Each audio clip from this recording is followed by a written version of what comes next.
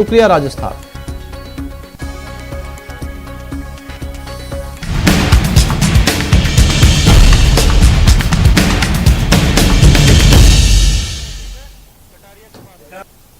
और सीधी तस्वीरें इस समय गुलाबचंद कटारिया के सरकारी निवास पर। ये तस्वीरों के अंदर आपको नजर आएगा सतीश पूनिया पहुंच चुके हैं, बीजेपी प्रदेश अध्यक्ष। साथ ही सांसद दुष्यंत सिंह इस समय मौजूद हैं, जो कि वसुंधरा राजे के पुत्र भी हैं, और खुद पूर्व मुख्यमंत्री वसुंधरा राजे सिंधिया भी यहां पर मौजूद हैं। तस्वीरों में आपको नजर आएंगे उप नेता प्रतिपक्ष राजेंद्र राठौड़ भी यहां पर मौजूद हैं, और नेताओं का सिलसिला जो है वो लगातार यहां पर। अरुण सिंह भी आपको नजर आएंगे, बीजेपी प्रभारी यहां पर आपको नजर आएंगे। यानी कि वो तमाम दिग्गज पहुंच चुके हैं जिन नामों की उम्मीद की जा रही थी इस समय।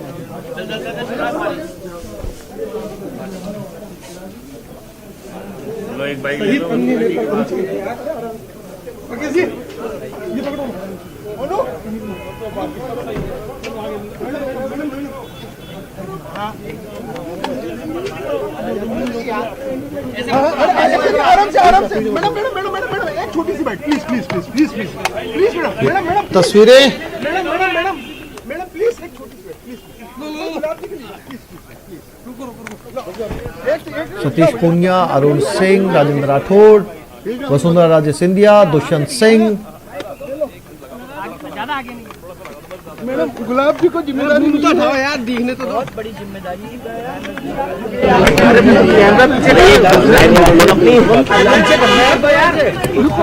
यार, आगे भी तो टेप थोड़ा पीछे ले लो। रुको यार। राजस्थान में रहे, उनका नाम पूरे राजस्थान के अंदर है।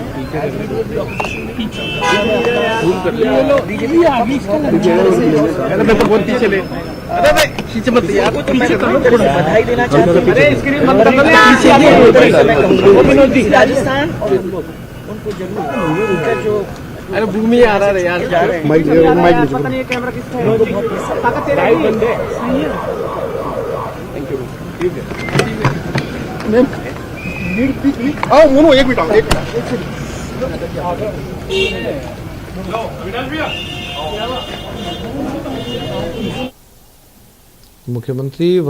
पूर्व मुख्यमंत्री वसुंधरा राजे गुलाबचंद कटारिया के घर से रवाना हो चुकी हैं। उनके साथ उनके पुत्र और सांसद दुष्यंत सिंह भी थे। सतीश पूनिया पहुंचे हैं, राजेंद्र राठौड़ पहुंचे हैं, अरुण सिंह उनके घर पर हैं। तो आज राजस्थान की राजनीति से एक बड़ी खबर दर्शकों तक। गुलाबचंद कटारिया बीजेपी के वरिष्ठ नेता राज्यपाल के लिए चुने गए हैं, असम राज्यपाल के लिए। आज बहुत से वर्तमान मौजूदा राज्यपालों का इस्तीफा हुआ, जिन्हें राष्ट्रपति द्रौपदी मुर्मू ने मंजूर कर लिया, और उसी में कुछ नए नामों का ऐलान हुआ जिन्हें राज्यपाल पद के लिए चुना गया है। उन्हीं नामों में से एक नाम है बीजेपी के वरिष्ठ नेता राजस्थान से गुलाबचंद कटारिया। और ये तस्वीरें आप देख सकते हैं, सतीश पूनिया, अरुण सिंह, गुलाबचंद कटारिया से मिलते हुए राजेंद्र राठौड़ इस समय उनके साथ मौजूद हैं। तमाम वरिष्ठ बीजेपी नेताओं का उनके घर आने का सिलसिला अब शुरू हो चुका है। बीजेपी प्रदेश अध्यक्ष सतीश पूनिया और बीजेपी प्रदेश प्रभारी अरुण सिंह, साथ ही साथ बीजेपी उप नेता प्रतिपक्ष राजेंद्र राठौड़ इस समय मौजूद हैं बधाई देने के लिए।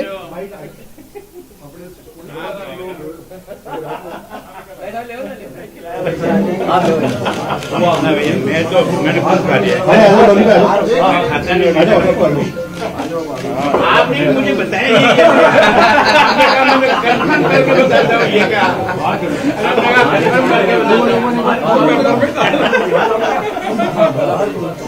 मैंने कहा यार कंफर्म करके बता, अध्यक्ष जी भी यही बात कह रहे हैं। आपके असिस्टेंट ने तो भी कहा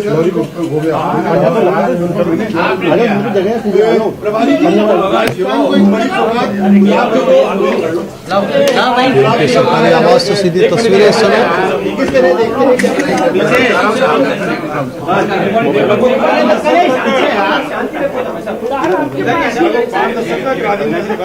राजनीति में आपने काम किया है, ठीक है।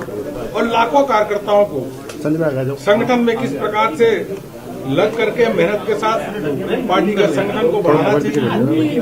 और आज गुलाब चंद कटारिया जी भाई साहब इतने साल मंत्री भी रहे और 1 रुपए का भी, सब लोग उनको स्नेह से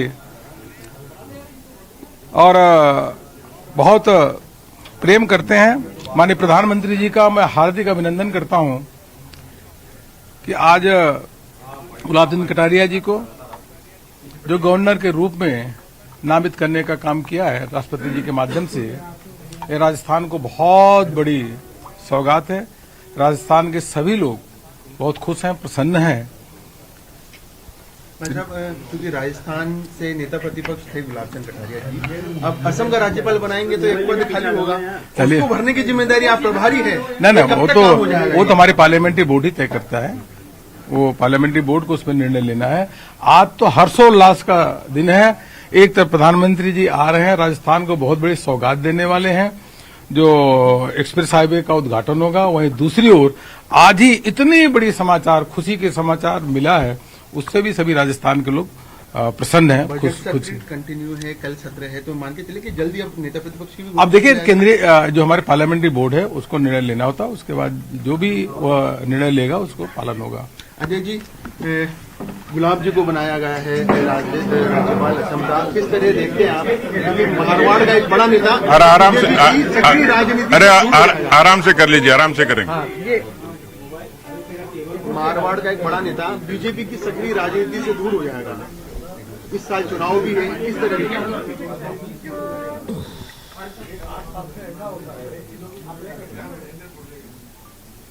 देखिए, भारत की राजनीति में बरसों बरस से संघर्ष से और तब के यहाँ पर प्रदेश में और देश में लोग राजनीति करते हैं। भारतीय जनता पार्टी का एक उत्कृष्ट चरित्र है कि सब कार्यकर्ताओं की योग्यता क्षमता के आधार पर उनको मान सम्मान भी देती है और उनको दायित्व और जिम्मेवारियां भी देती है। माननीय भैरव सिंह शेखावत जी के उपराष्ट्रपति बनने के बाद, उससे पहले माननीय सुंदर सिंह भंडारी जी राज्यपाल रहे गुजरात के, उसके बाद राजस्थान को ये मुबारक मौका नसीब हुआ है। आदरणीय गुलाब चंद कटारिया जी उन तपस्वी राजनेताओं में हैं जिनका एक उत्कृष्ट स्वयंसेवक के नाते जीवन शुरू हुआ, जो भारतीय जनता पार्टी के शुरुआती दिनों के कालखंड में, जिन्होंने मोटरसाइकिल पे घूम घूम के पूरे मेवाड़ में पार्टी को धरातल पर मजबूत किया। उसके बाद वो लोकसभा में भी सदस्य रहे, लेकिन विधानसभा में सबसे ज्यादा लंबे कालखंड तक विधायक के रूप में चुने जाने वाले और विधानसभा के सदन में अपनी परफॉर्मेंस देने वाले राजनेताओं में से हैं। किसी भी भूमिका में विधायक की, सांसद की, लेकिन प्रदेश के गृह मंत्री के रूप में, एक मजबूत और ईमानदार गृह मंत्री के रूप में उनकी छाप आज भी है। सदन में नेता प्रतिपक्ष के नाते जिस तरीके से उन्होंने विपक्ष के एक अच्छे जनप्रतिनिधि के तौर पर, आक्रामक तौर पर सरकार के खिलाफ जो सदन में सरकार को झुकाया अनेक मुद्दों पर, मुझे लगता है कि पार्टी ने इन सारी खूबियों को गौर किया और एक इस तरीके के वरिष्ठ राजनेताओं का राज्यपाल के रूप में सम्मान देना, ये अकेले कटारिया साहब का नहीं, पूरे राजस्थान के कार्यकर्ताओं का, राजस्थान के राजनेताओं का, इस तरीके के राजनीतिक कार्यकर्ताओं का सम्मान है। मुझे लगता है कि उनके नियुक्ति से राज्यपाल पद की गरिमा और बढ़ेगी। भाई साहब, आज प्रधानमंत्री जी दौसा की जमीन पर आ रहे हैं। दौसा वही जिला है जो ईस्टर्न कैनाल परियोजना से जुड़ता हुआ है। मांग कांग्रेस की यही थी कि जो वादा प्रधानमंत्री जी ने पूरा किया था राजस्थान की धरा पर आकर, उसको पूरा किया जाए, राष्ट्रीय परियोजना घोषित किया जाए। किस तरह? देखिए, 60 वर्षों की राजनीति में यदि राजस्थान के सिंचाई के मसले को देखेंगे तो इंदिरा गांधी नहर परियोजना और माही, इसके अलावा कोई बड़ी परियोजना 60 वर्षों में कांग्रेस ने नहीं दी। ये तो प्रधानमंत्री मोदी जी है जिन्होंने जल जीवन मिशन के जरिए पूरे देश को जोड़ा और जिस तरीके से अभी उन्होंने शुरुआत की, काफी बड़ा बजट उन्होंने सिंचाई के लिए दिया है। ये जो पूर्वी राजस्थान नहर परियोजना है, ये भारतीय जनता पार्टी की वसुंधरा राजे जी के कालखंड में शुरू हुई थी और पार्टी आज भी प्रतिबद्ध है, केंद्र सरकार प्रतिबद्ध है कि राजस्थान के लोगों को सिंचाई की और पेयजल की सुविधा मिले। ये तो मुख्यमंत्री अशोक गहलोत हैं, कांग्रेस पार्टी है जो सियासत करती है, उनकी नीयत ठीक होती तो शायद 60 वर्षों पहले भी राजस्थान के लोगों को ये योजना नसीब हो जाती।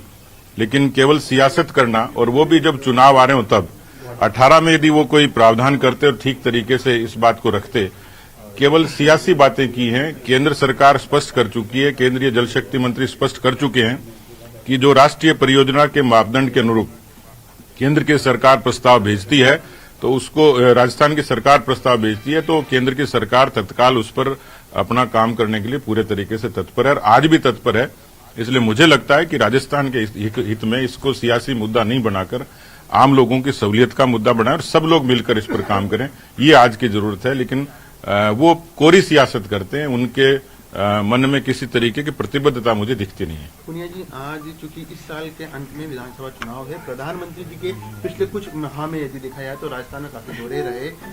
इस साल के अंत में होने वाले विधानसभा चुनाव में आज का ये दौरा कितना महत्वपूर्ण रहेगा, क्योंकि आप एक जनसभा भी कर रहे हैं, 2 लाख लोगों की भीड़ का दावा कर रहे हैं। देखिए, प्रधानमंत्री जी देश के सर्वोच्च संवैधानिक पद पर हैं और उस लिहाज से वो केवल उनके दौरे सियासी नहीं होते हैं। बहुत सारी देश ने इंफ्रास्ट्रक्चर को बदलते हुए उनके कालखंड में 14 से लेकर आज तक देखा है। 3000 किलोमीटर राजमार्गों को राष्ट्रीय राजमार्ग में राजस्थान में तब्दील किया है और ये जो हाईवे है, इससे पूरे राजस्थान की यदि इसको लाइफलाइन कहेंगे तो 350 किलोमीटर के हाईवे से राजस्थान के किसानों को, राजस्थान की आम आवाम को केवल आवागमन की सुविधा नहीं होगी, वहां जिस तरीके की चीजें विकसित होंगी, वहां के किसानों को जो लाभ होगा, आवागमन की सुविधा और उस क्षेत्र की जमीनों के साथ जुड़े हुए खेती के भंडारण से लेकर तमाम जो चीजें होंगी, मुझे लगता है उसका लाभ मिलेगा। इसलिए वो आते हैं, कभी रेल के प्रोजेक्ट्स का उद्घाटन करने आते हैं, कभी इंफ्रास्ट्रक्चर का, कभी और जो दूसरे मसले हैं। तो प्रधानमंत्री जी के आने से राजस्थान को ताकत ही मिली और राजस्थान की सरकार, हिंदुस्तान की सरकार ने, केंद्र की सरकार ने राजस्थान की सरकार को बिना किसी भेदभाव के हर तरीके से, वैक्सीन से लेकर, उज्ज्वला से लेकर, आयुष्मान से लेकर, जनधन से लेकर, आवास से लेकर, ये तमाम केंद्र की प्रवर्तित योजनाएं थी जिसका लाभ राजस्थान के आवाम को राजस्थान की सरकार के जरिए मिला है। इसलिए प्रधानमंत्री जी, मुझे लगता है कि दलगत राजनीति से ऊपर उठकर निरपेक्ष तरीके से राजस्थान के प्रति सद्भाव रखते हैं।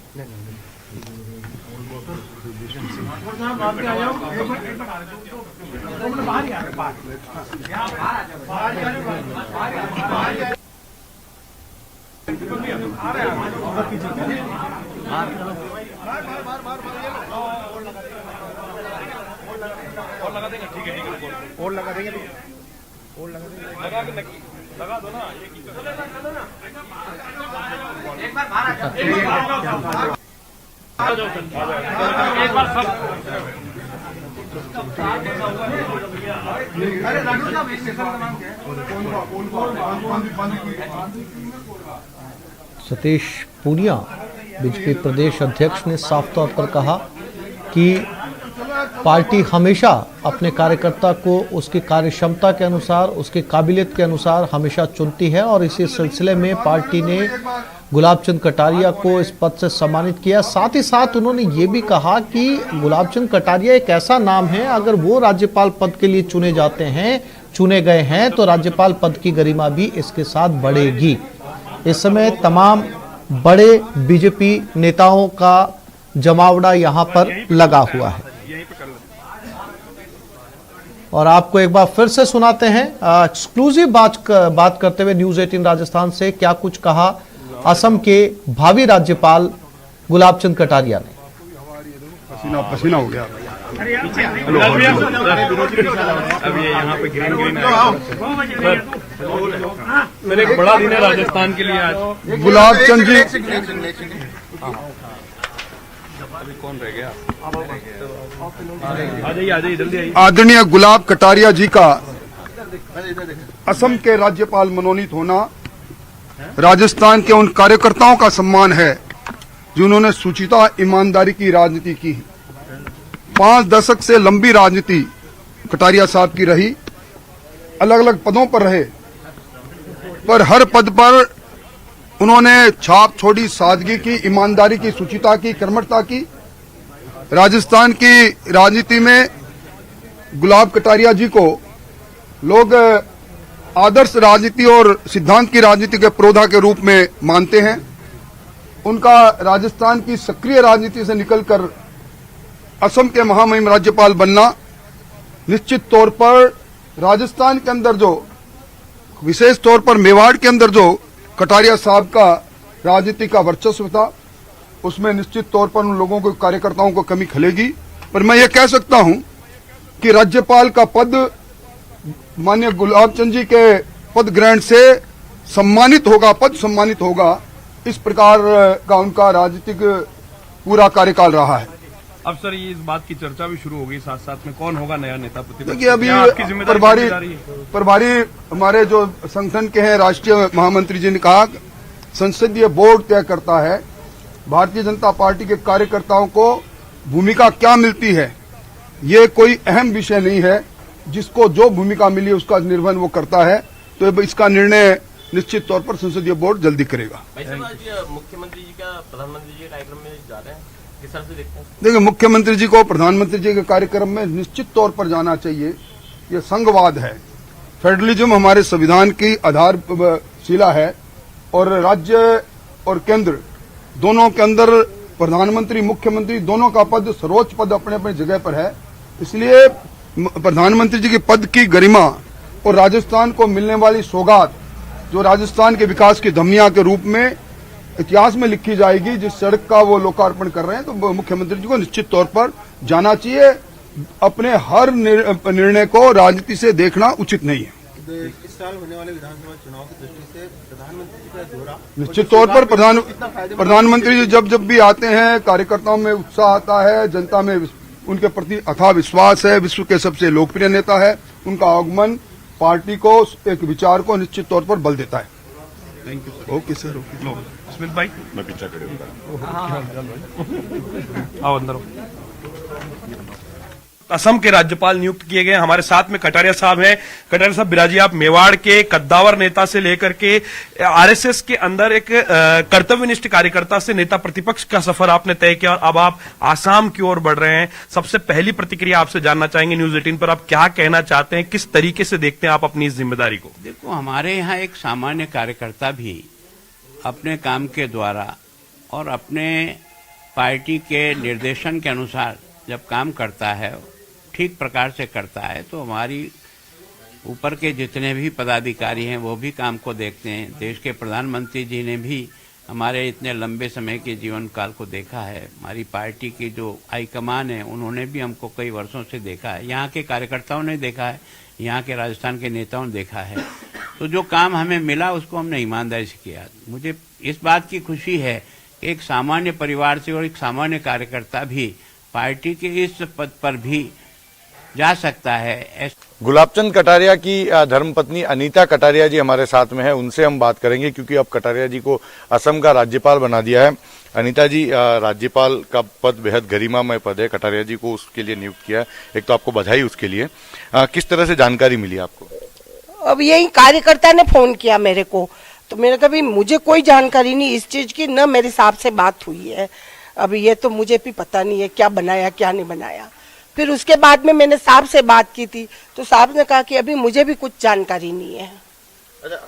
क्योंकि कार्यकर्ताओं में इस भले ही इस बात की खुशी है कि वो राज्यपाल बन रहे हैं, लेकिन इस बात की निराशा है कि राजनीति से दूर जा रहे हैं। वो उदयपुर को उनकी जरूरत थी।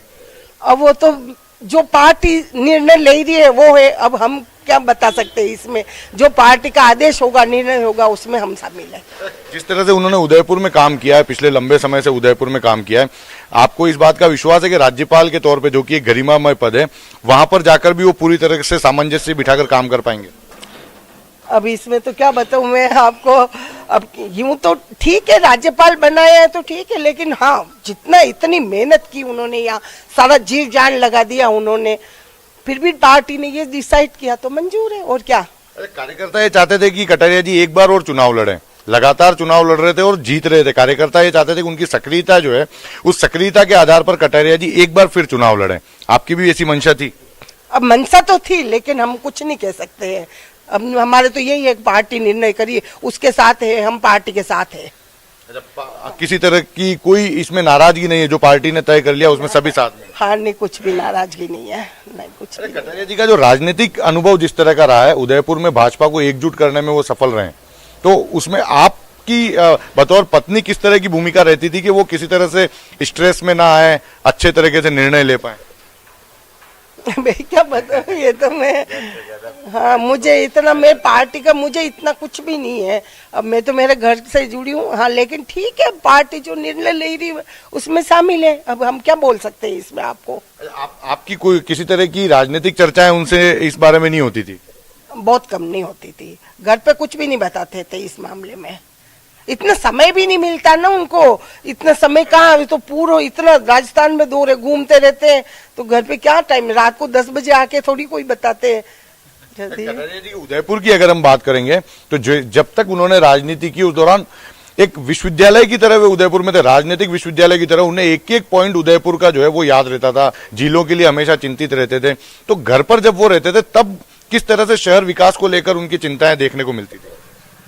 घर पे कुछ भी नहीं बताते, वो खुश रहते थे, वो तो उनको कोई टेंशन नहीं, उनको ये जो बनाएगा, जो पार्टी निर्णय लेगा, मैं उसमें खुश हूँ, मेरे को कोई टेंशन नहीं इस चीज की। कटारिया जी ने भी कहा कि क्योंकि बहुत समय दिया है उन्होंने पार्टी को और पार्टी ने भी उनको बहुत कुछ दिया है, वो उन्होंने कहा कि जो पार्टी ने डिसाइड कर लिया उसमें वो तैयार हैं, लेकिन कार्यकर्ताओं की भावना कुछ और है, कार्यकर्ता बहुत निराश हो रहे हैं। हाँ, अब कार्यकर्ता तो देखो निराश होगा, लेकिन अब क्या करें, वो धीरे धीरे मन को संतुष्टि हो जाएगी, और क्या। बिल्कुल, देखिए ये अनीता कटारिया गुलाबचंद कटारिया जी की धर्मपत्नी है, और भले ही ये भी चाहती थी, कार्यकर्ता भी चाहते थे कि कटारिया जी अभी सक्रिय राजनीति से दूर ना जाएं, लेकिन आप देखिए कि क्योंकि पार्टी ने निर्णय ले लिया है, और इनका भी मानना है कि जब पार्टी ने जो निर्णय लिया है उसे मानना सबका धर्म है। कार्यकर्ता भले ही निराश हो, लेकिन धीरे धीरे सबको इस निर्णय को मानना पड़ेगा। कपिल श्रीमाली, न्यूज़ 18 उदयपुर। आज राजस्थान के लिए बहुत ही खुशी का विषय है कि माननीय देश के प्रधानमंत्री नरेंद्र मोदी जी राजस्थान आ रहे हैं, और दूसरा खुशी का विषय है कि राजस्थान के लाल आदरणीय गुलाबचंद कटारिया जी आसाम के राज्यपाल नियुक्त किए गए। इसके लिए मैं शीर्ष नेतृत्व को और पूरी भारतीय जनता पार्टी को धन्यवाद देती हूँ कि इस तरीके से हमारे गुलाबचंद कटारिया जी को नियुक्त किया गया है। इसके लिए मैं गुलाबचंद कटारिया जी को बहुत बहुत शुभकामनाएं दूंगी। सब लोग उनको स्नेह से और बहुत प्रेम करते हैं। माननीय प्रधानमंत्री जी का मैं हार्दिक अभिनंदन करता हूं कि आज गुलाबचंद कटारिया जी को जो गवर्नर के रूप में नामित करने का काम किया है राष्ट्रपति जी के माध्यम से, ये राजस्थान को बहुत बड़ी सौगात है। राजस्थान के सभी लोग बहुत खुश हैं, प्रसन्न हैं। राजस्थान को ये मुबारक मौका नसीब हुआ है। आदरणीय गुलाबचंद कटारिया जी उन तपस्वी राजनेताओं में हैं जिनका एक उत्कृष्ट स्वयंसेवक के नाते जीवन शुरू हुआ। हाँ नहीं ठीक है, लो चलिए ठीक है। राजस्थान के प्रभारी अरुण सिंह जी हमारे साथ हैं। अरुण सिंह जी, आपने शुभकामनाएं दी कटारिया जी को, किस तरीके से देखते हैं इस नियुक्ति को आप? देखिए, गुलाबचंद कटारिया जी को हृदय से बहुत अभिनंदन भी है और शुभकामनाएं भी है। हमारे प्रधानमंत्री जी का राजस्थान की जनता अभिनंदन कर रही है। राष्ट्रपति जी ने उनके नाम को गवर्नर के रूप में नामित किया है। ये राजस्थान की जनता के लिए बहुत बड़ी हर्ष का विषय भी है और सौगात भी देने का काम किया है। गुलाबचंद कटारिया जी लंबे समय से 5 दशक से पार्टी के संगठन को लगातार निरंतर किस प्रकार से मजबूत हो, लाखों कार्यकर्ताओं को प्रेरणा देने का काम किया है। बहुत बड़ा दिन है आज का। एक तरफ माननीय प्रधानमंत्री जी एक एक्सप्रेस हाईवे का उद्घाटन करने जा रहे हैं और दूसरी तरफ गुलाबचंद कटारिया जी को गवर्नर के रूप में नामित करने का काम। नेता प्रतिपक्ष भी नियुक्त होगा नया, केंद्रीय जो पार्लियामेंट्री बोर्ड है वो तय करेगा। Thank you sir, thank you बात करने के। तो आपने अरुण सिंह जी को सुना जो कि राजस्थान के प्रभारी हैं। उन्होंने गुलाबचंद कटारिया को घर पर पहुंच करके बधाई और शुभकामनाएं दी और ये भी कहा है कि अब केंद्रीय पार्लियामेंट्री बोर्ड जो है वो तय करेगा कि जो कौन नेता प्रतिपक्ष नया होगा। कैमरा पर्सन अविनाश के साथ लवली वधवा, न्यूज़ 18 जयपुर। गुलाबचंद कटारिया जी उन तपस्वी राजनेताओं में हैं जिनका एक उत्कृष्ट स्वयंसेवक के नाते जीवन शुरू हुआ, जो भारतीय जनता पार्टी के शुरुआती दिनों के कालखंड में जिन्होंने मोटरसाइकिल पे घूम घूम के पूरे मेवाड़ में पार्टी को धरातल पर मजबूत किया। उसके बाद वो लोकसभा में भी सदस्य रहे, लेकिन विधानसभा में सबसे ज्यादा लंबे कालखंड तक विधायक के रूप में चुने जाने वाले और विधानसभा के सदन में अपनी परफॉर्मेंस देने वाले राजनेताओं में से हैं। राजस्थान की राजनीति में गुलाब कटारिया जी को लोग आदर्श राजनीति और सिद्धांत की राजनीति के प्रोधा के रूप में मानते हैं। उनका राजस्थान की सक्रिय राजनीति से निकलकर असम के महामहिम राज्यपाल बनना निश्चित तौर पर कल्पना भी कोई नहीं कर सकता। वहाँ तो एक जानवर रहना, चेटक भी इतना बड़ा पुरुषार्थ करके जाता है जो वास्तव में दुनिया को देखने लायक है। तो यहाँ के हर छोटे छोटे व्यक्ति ने भी देश के लिए जीना और देश के लिए मरने का जो संकल्प लिया है। पन्ना दाई जैसी एक सामान्य सी महिला, कोई पढ़ी लिखी नहीं, किस प्रकार का बलिदान करती है, ये सब कैसे, ये भगवान एकलिंगनाथ की कृपा से मेवाड़ को ये ताकत मिली हर आदमी को कि मैं सोचता हूँ मैं भी उसी का रहने वाला हूँ। तो निश्चित रूप से उस मेवाड़ के मान और सम्मान को आगे बढ़ाने का ही काम करूंगा, क्योंकि वहाँ का मुझ पर बहुत अधिक कर्जा है। मैं ईमानदारी से अपना काम करके चुकाऊंगा। कैसे राज्यपाल के रूप में आप पहचान बनाना चाहेंगे? पहला देखो, मैं एकदम तो कुछ नहीं कह सकता हूँ, समय ही बताएगा कि क्या कर सकता हूँ क्या नहीं, पर मैं मेरी तरफ से जितना अच्छा से अच्छा कर सकता हूँ, ईमानदारी से कर सकता हूँ, सबको साथ लेके कर सकता हूँ, सच्चाई और ईमानदारी से काम कर सकता हूँ, करने का प्रयास। असम में नक्सलवाद ज्यादा है और आप एक आरएसएस के कार्यकर्ता होने के नाते वहाँ पर पहुँच जाएंगे। अब देखो, उसमें कोई फर्क नहीं पड़ता। हम पहले भी पहुँचते थे जब हम कुछ भी नहीं थे, तब भी, आज भी जाते हैं। तो निश्चित रूप से हम देश को ताकतवर बनाने के लिए जो जो प्रयत्न किए जा सकते हैं बनाएंगे। शुक्रिया जुड़ने के लिए।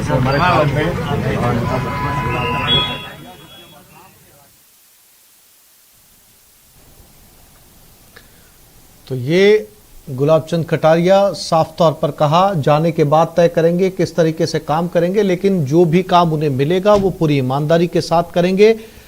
गुलाबचंद कटारिया के घर पर इस समय तमाम वरिष्ठ बीजेपी नेताओं का तांता लगा हुआ है। एक के बाद एक नेता उन्हें बधाई देने, शुभकामनाएं देने के लिए उनके घर पर पहुंच रहे हैं।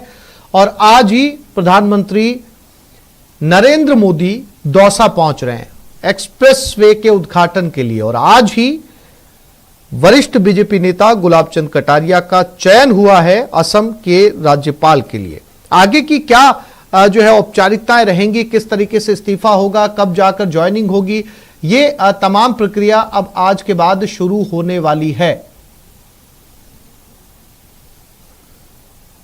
चूंकि थोड़ा समय बचा है चुनाव के अंदर, कुछ महीनों का समय बचा है। अब ऐसे में अपने आप में किसी एक बड़ा मैसेज के तौर पर भी देखा जा सकता है। एक छोटे से ब्रेक के लिए रुक रहे हैं, जल्द लौटेंगे।